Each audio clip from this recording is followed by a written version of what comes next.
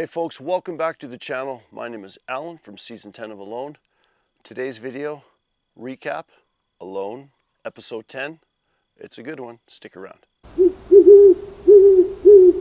Folks, I apologize for not being able to make it out in the bush in my private spot where I'm never disturbed and there's no people walking by or dogs barking or neighbors mowing their lawn. I got somewhere I need to be in like an hour. I have to say it again, the amount of fish that these contestants are catching this year is blowing my mind.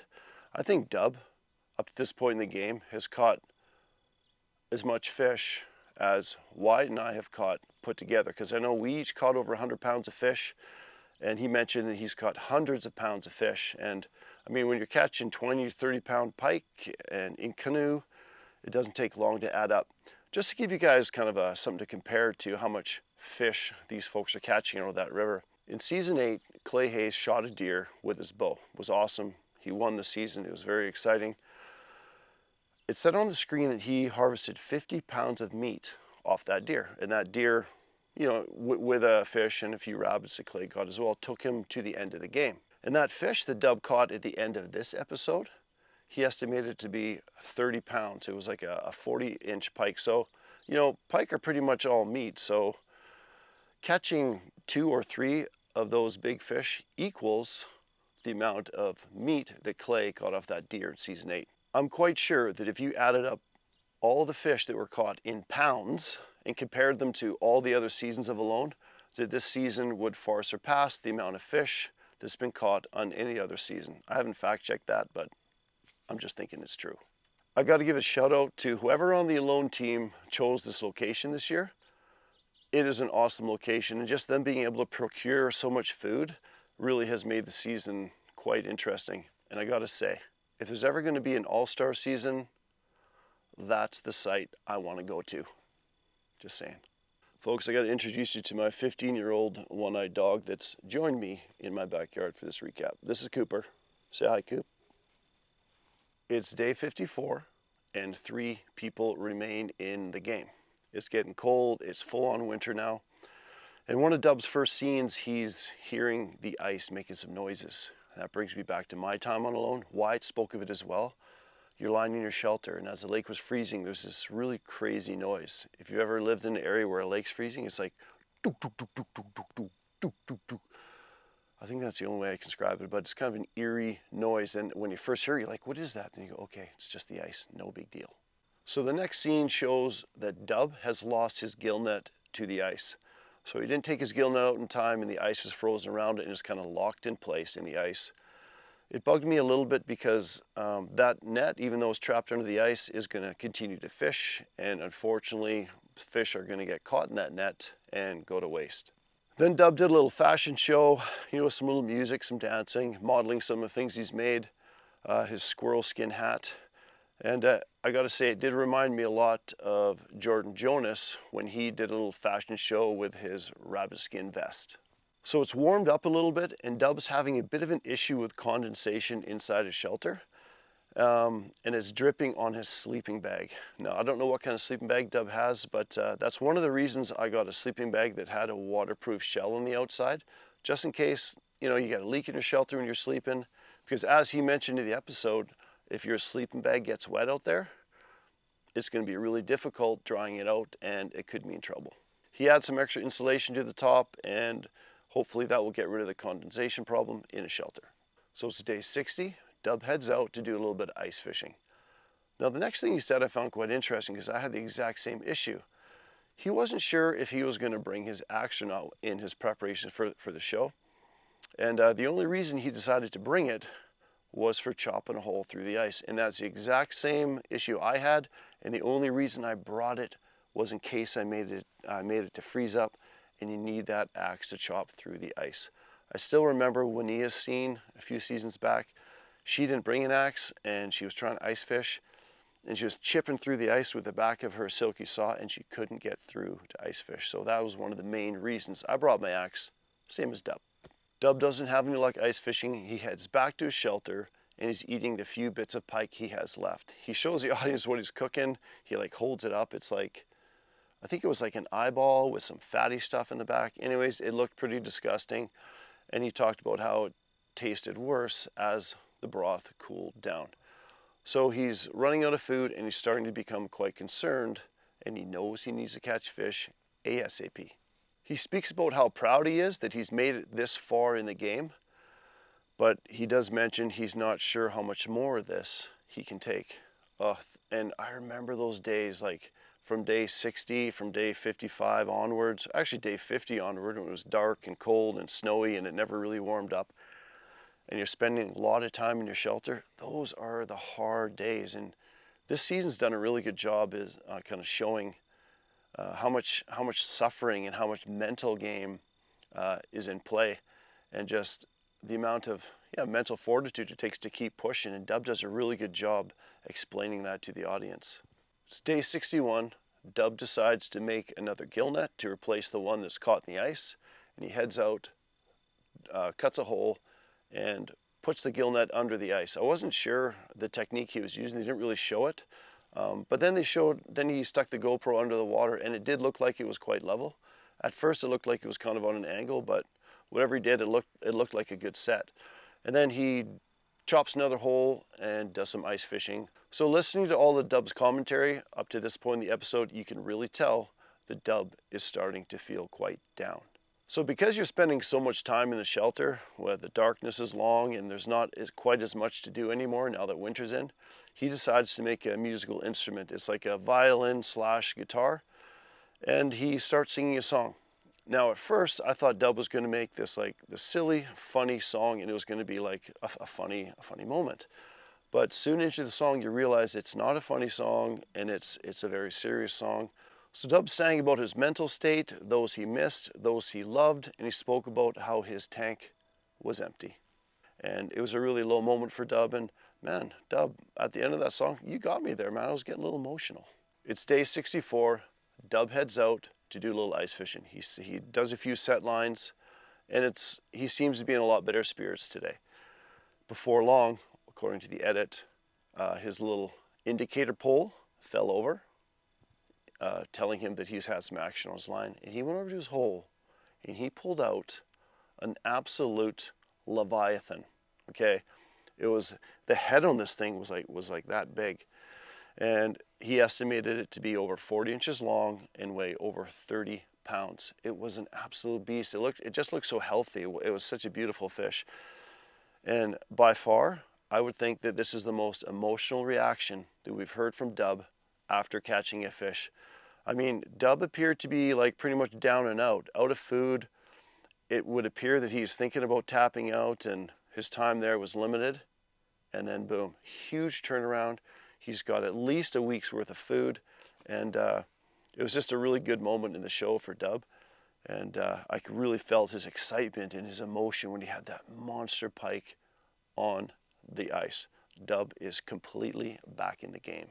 Up next in the episode was Timber, and they show him eating some jerky, and he talked about how he gave his teeth a break from jerky for a couple days. And I can't help but wonder if it's so hard to eat and it's all chewy, and his teeth and jaw are getting sore from breaking it down, I wonder why he doesn't just boil it for a bit. Like just throw a bunch of jerky in a pot with water, boil the heck out of it, and it'd be like, I'm sure that would soften it down a lot. It'd be kind of probably like tough steak, but and then you could just drink the broth.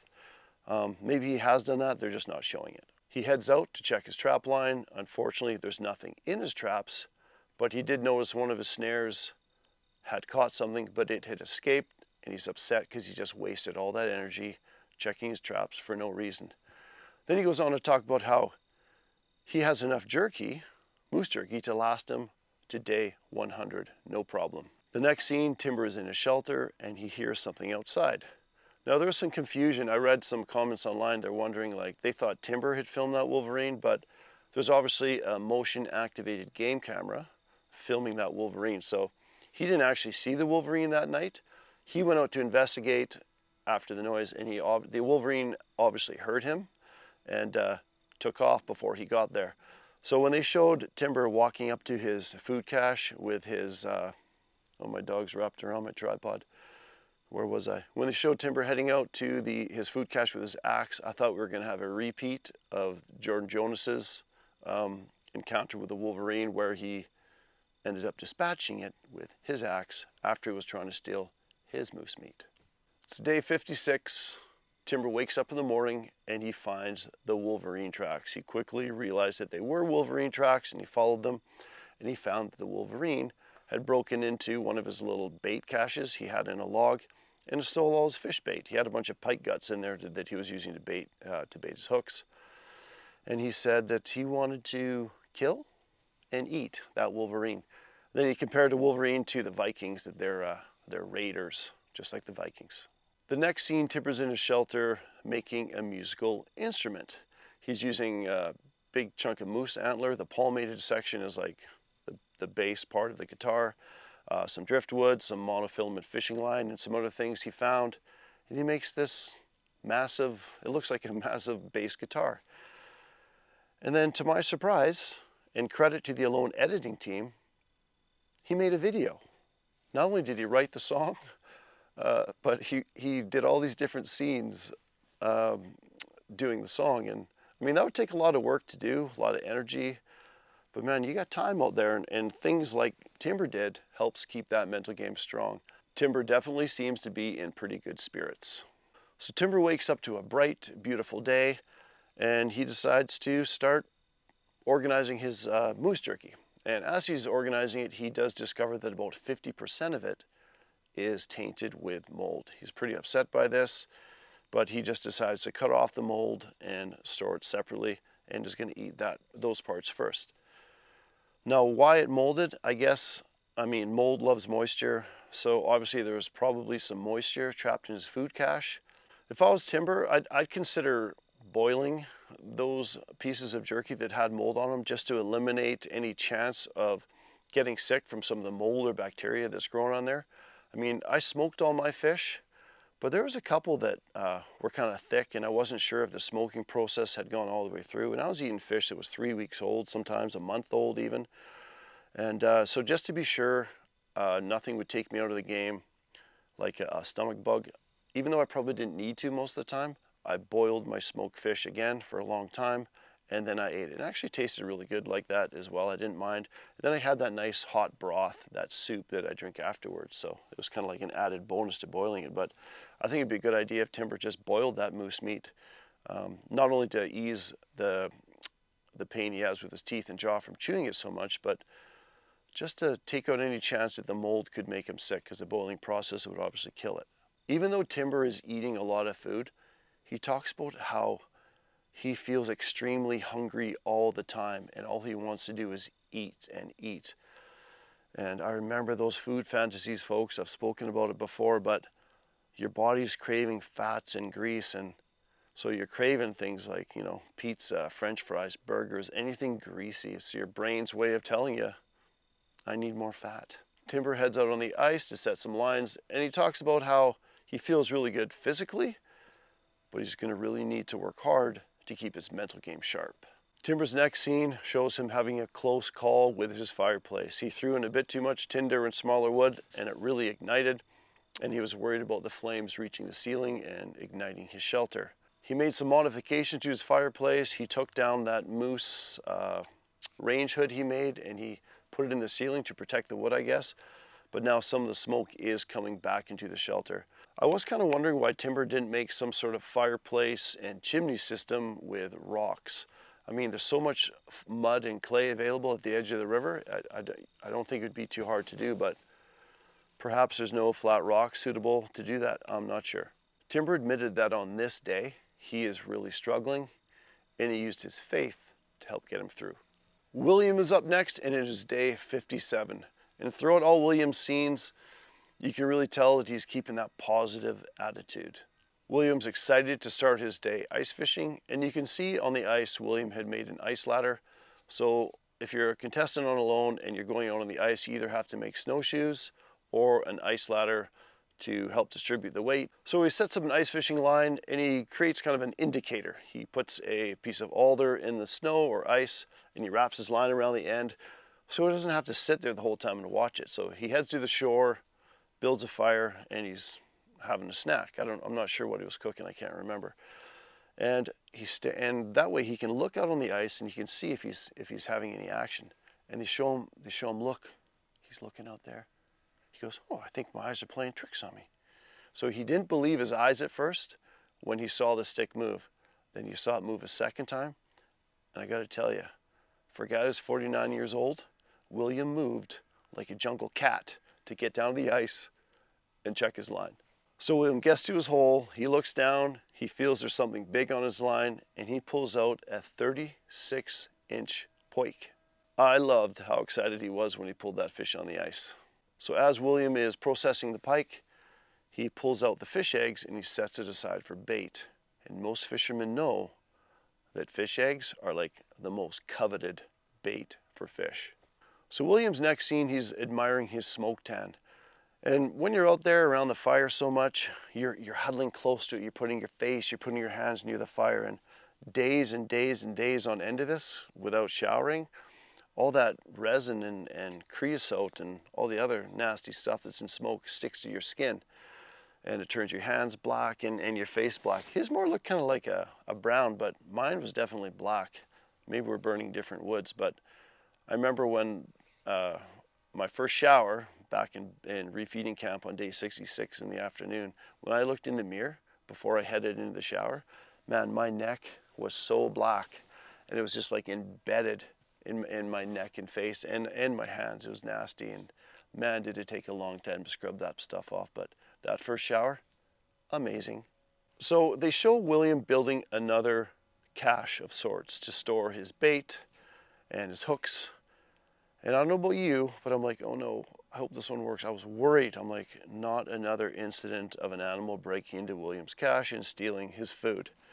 So I was worried. But later on in the episode, they did show Sassy trying to break into his cache, which at that point was full of a bunch of fish, and he couldn't get in there. So I think this cache system is actually going to work for him. I'm hoping. Because they did show him, once he built it up, like, and put the lid on and stuff, he was pouring water over top of it, which froze it together. And I think it'd be pretty strong. And if a marten like did a whole lap of it trying to find any weakness to get in and couldn't make it in, that's a really good sign that it's going to work.